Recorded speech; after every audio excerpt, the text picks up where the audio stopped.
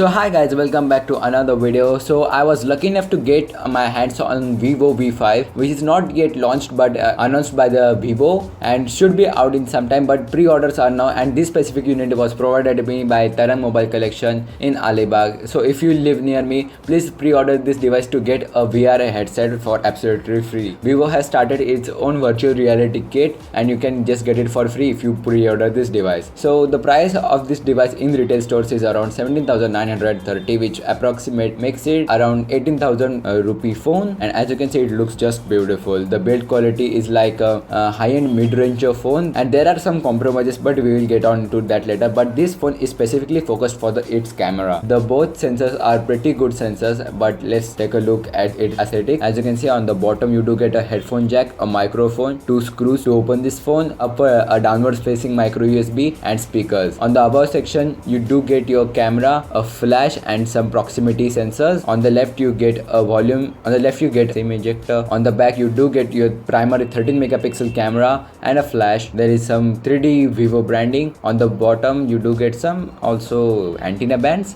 and on the right upwards you get a volume down and volume up button and a power button. And on the front bottom side you only get a physical home key, but that's not a home key, it's just a fingerprint scanner. It doesn't press but acts like a home key. So as this phone is focused on the photo side, I will just carry on the specs right away. It has a 4 gigs of RAM. This is LPDDR3, so it's not like fast 4G RAM like a Note 5 or S7 or something like higher end like a OnePlus. It's like a slower, but it's still 4GB of RAM, but the processor is on the lower side. For a 17,000 rupees phone it would be much faster. Let me show you my Antutu benchmark. So it scores around 42k, which is approximately much lower than the J7 Prime. As you can see it's almost lower than a Lenovo K3 Note, which is Lenovo's like a flagship phone from last year. It's much slower than that, and this is a MT6750, and I don't know why Vivo choose for a MediaTek processor. They could easily have got with the Snapdragon processor like a 652, which would be very often like used for the optimization in gaming. The Adreno chips are very good at gaming, but this is not an issue too. You can easily do casual gamings on this thing and it wouldn't lag.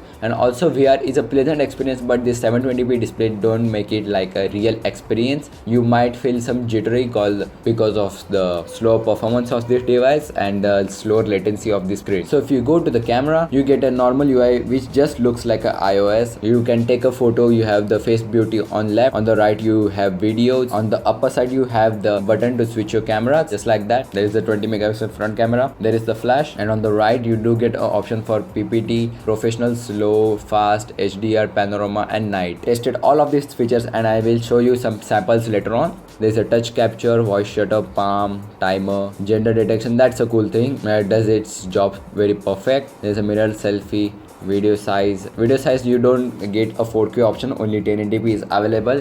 They can fit a 4K in a 30 megapixel camera, but no, you don't have advanced options for resolution adjustment. But if you want a 16:9 or 4:3, you can easily adjust it over here. Now what I like is they provided a professional mode. This comes in very handy. You do get a macro like a focus adjust, which you do get in a higher end phones, but in this phone is also available to get some close macro shots, and it works just perfect. There are some more advanced features like the shutter ISO, which also comes in handy if you're a pro photographer. You do get a gyroscope to get your shot just stable on the 90-degree angle. Now if you go to the bottom right, you do get a watermark option. You get some watermarks and you have pretty much everything. You can go like a Starbucks, coffee, love, fun, emotions, everything is present over here. Camera filters like a movie, none, everything basic has been present. Sunrise is my favorite one. It just adds like a sunset effect. Now if you come to the front, there is a 20 megapixel camera, and I will show you some samples and what it can like really capabilities of this camera, because this is like still a gimmick for me that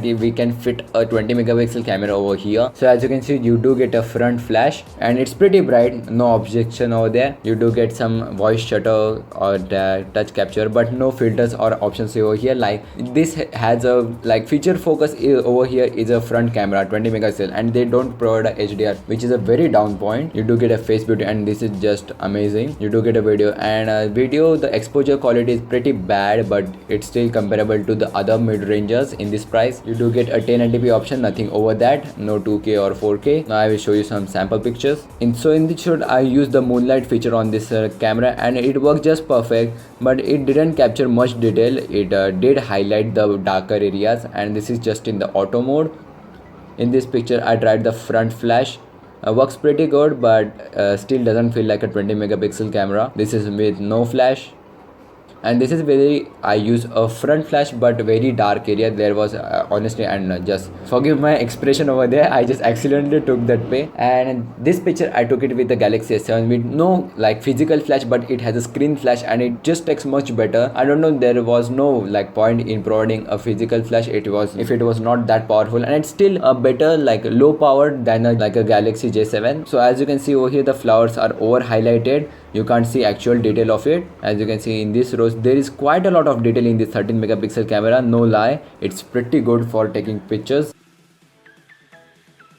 Here's the same picture I showed you for the darker images. As you can see, this is with a professional image, and this just like taken out really good. I'm really impressed with the back camera of this thing, and this is the front camera with that broad daylight. And as you can see, it pretty much kept all my pose and everything. As you can see, my hair detail is pretty much very highlighted, and it has a focal length. So if you get the use of this focal length, you can easily master this camera. But if you have like a larger group and you hold the camera right very back away, it won't focus. As in this picture, I just took a picture of a tree and it didn't came in focus, longer thing. But if you master this camera, you can really use this 20 megapixel thing for a good cause. But if you have a daylight in the front of the camera, it will just overexpose. As you can see, everything is white and you can't really see anything, rather my face, because that was the only darker thing over there. And this is with the no face beauty, and this is with the face beauty. Holy crap, it makes so much handsome.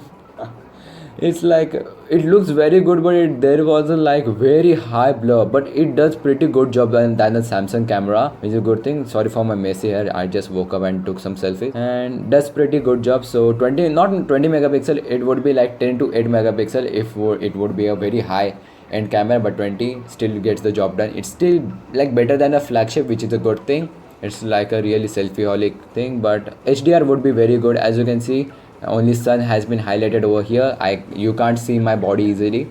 This is like when I was trying to focus the front camera. As you can see, background is defocused, also in the same in this picture, and you can really take some good selfies. As you can see, my face is really very highlighted and the leaves is really out of focus. It really takes very good selfies, no lie. Also the back camera in HDR works just perfect. There is not much of a difference, but there is a considerable improvement if you use HDR. But don't just shake your camera, because it's not live. Another photo taken by the professional mode, and basic tasks like using your phone for daily, it just does it very mind-blowing, because it's a pretty underload like chip. But this is a 720p display, and this is one of the best displays you can find. Like, it's like an iPhone grade IPS panel. It's very saturated and the quality of display is very good. You get a blue light filter like thing, and it really helps in dark light. You do have a S capture, really nice thing. You can screen record long screenshot, funny screenshot, or rectangular screenshot. Everything like a Note 7 is present over here. And one only thing about this phone I didn't like is the Fun Touch OS. This is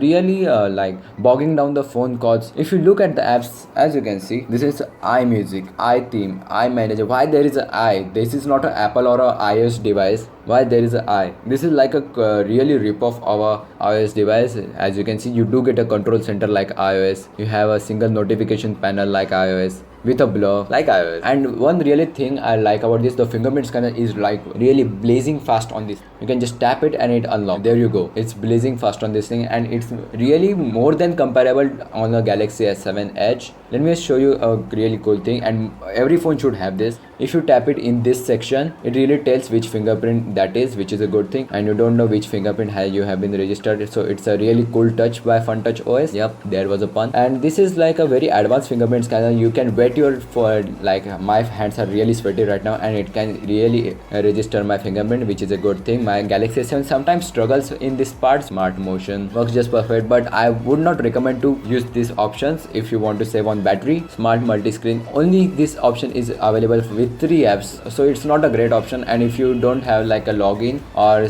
like hold it in a spatial orientation, this multi-window wouldn't unlock. If you go to the more settings about phone, as you can see, FunTouch OS 2.6, and you do get an Android 6.0. It's not 6.0.1, and I hopefully sure that they will launch Nougat on this, and really they change the look of this FunTouch OS. Because the last thing I would do is to slap on a iPhone launcher with the iPhone notification panel and wallpaper and use it like an iPhone. Like, it's very iOS.